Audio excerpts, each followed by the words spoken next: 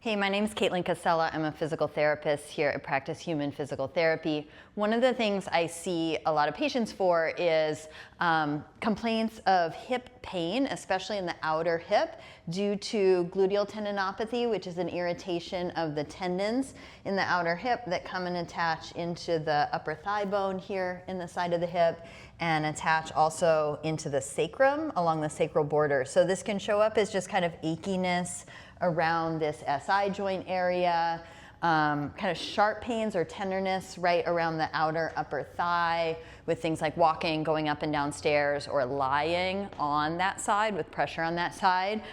So tendons really love load. And so I see this condition come up a lot in people, particularly in my population, women in middle age who have maybe become a little bit more sedentary due to lifestyle changes, or those who've done a lot of walking and yoga and Pilates and barre type of classes, but not any exercise that is creating a little bit more force on these tendons, like with heavier weight, right? So people who have been engaging in body weight practices for a very long time, but not externally loading these tissues with more weight than body weight. So if you click through this playlist, you're gonna see some examples of exercises for loading these areas of the body with minimal equipment, with a little bit more equipment. But I just want to describe kind of what's going on here in terms of single leg stance. So when you stand on a single leg, for example, I'm standing on my right leg, I don't have a leg to support this left side of my pelvis. The muscles in my right side hip, in this area that can be a little bit irritated and tender, those muscles and their tendons, pulling on the bones, are responsible for holding up the left side of my pelvis, right? So if my right hip was to kind of sway out to the side and this left hip was to drop, that would put some tension, some stretch on all of those tissues in the outer hip. To be able to right my pelvis to make it level, these muscles in the right side of my hip need to contract and shorten to lift the left side of the pelvis up. So one simple exercise is exactly what I just described, is a hip hike exercise where I drop my left hip down and hike my left hip up, and I'm doing that without any motion here at the right knee, right? So my standing leg knee stays straight. I'm just creating an environment here at the pelvis where the left hip drops and the left hip lifts, and that work is being done by the muscles in the right side of the hip. A little bit like in the left side of the waist to hike the hip up, but already I can feel the work through this area. Some other ways to access that area and put a little force through it is to do something like resistance band loop around the ankles. So if I was to stand on my right leg here, I'm just holding onto the wall, so balance isn't an issue.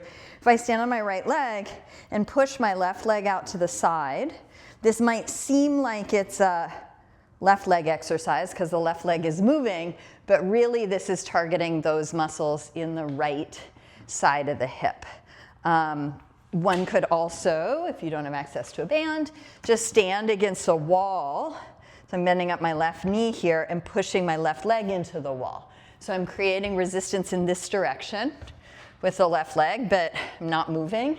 I'm just creating some force output, and already I start to feel that in the hip.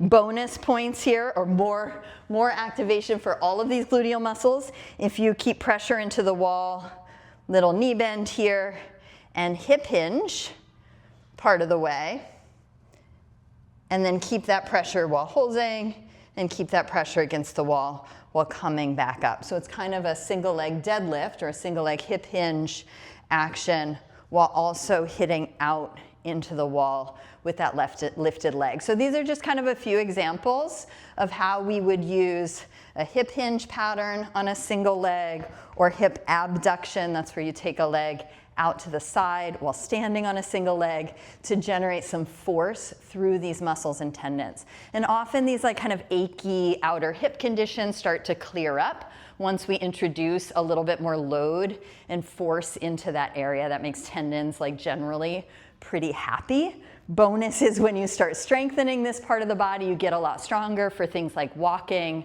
Running, which involves landing on a single leg, really important to have some strength and durability through this area.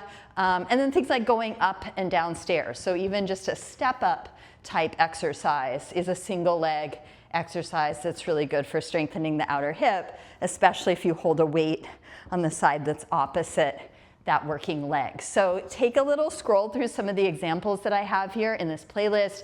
You'll see a lot of exercises for glute medius, gluteal tendon loading specifically. And I'm always available if you have any questions. You can reach out to me at hello@practicehuman.com.